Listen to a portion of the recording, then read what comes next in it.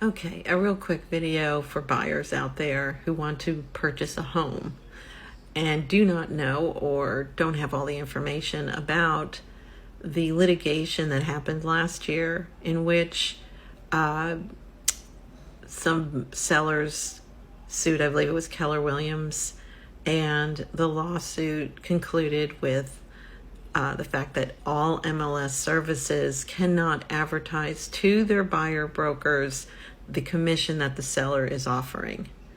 And the buyer broker, the people who are looking for a home, their agent, must sign a buyer's broker agreement with the buyer. Now, we've always had these.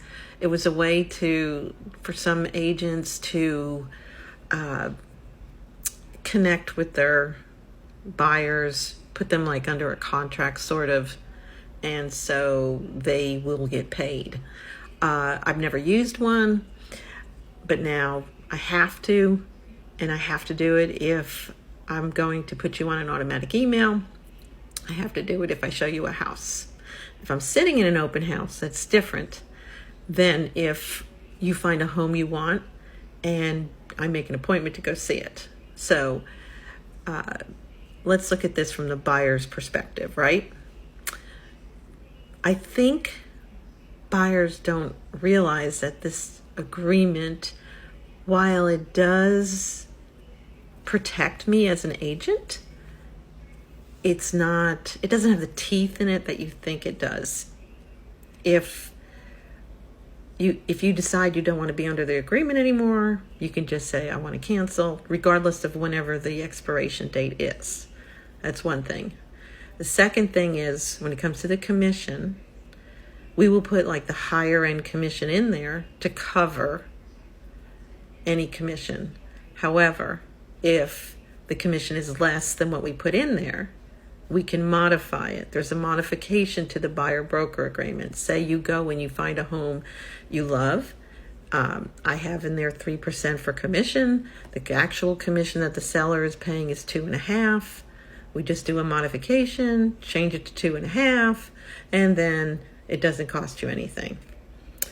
If there's a home that you absolutely love that the seller is not paying commission, we can use that as a negotiating tool and have the seller pay closing costs for you that would cover my commission. So there's a lot of ways to handle this, but I just want everybody to know, don't feel intimidated by this buyer broker agreement. It doesn't mean that you have to pay the commission. You have a choice.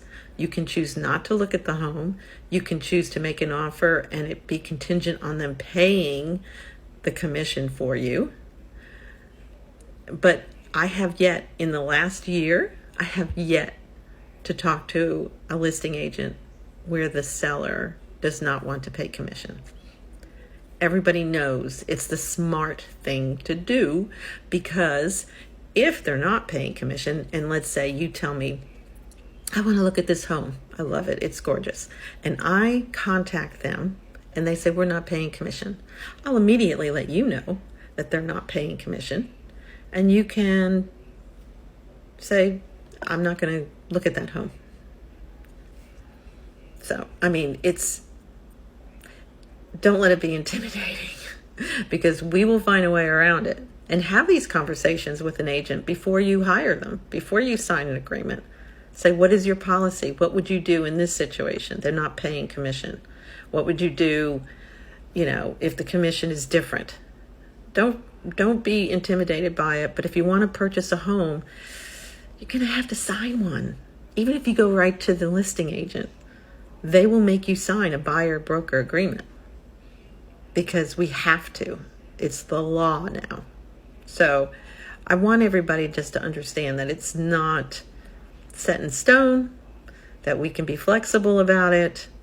You can cancel it at any time. You can look at it and say, hey, Denise, I don't want to pay 3%. I want to put in there 2.5%, the max.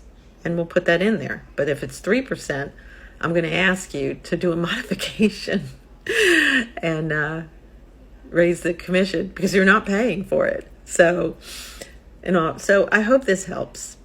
Oh, and one other thing, if you're a first-time home buyer and, things seem a little bit too expensive, check out in your area if they're offering first-time home buyer down payment assistance. It'll be different everywhere.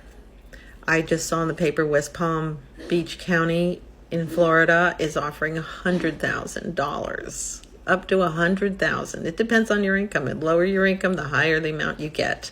So look into that because values are still going up.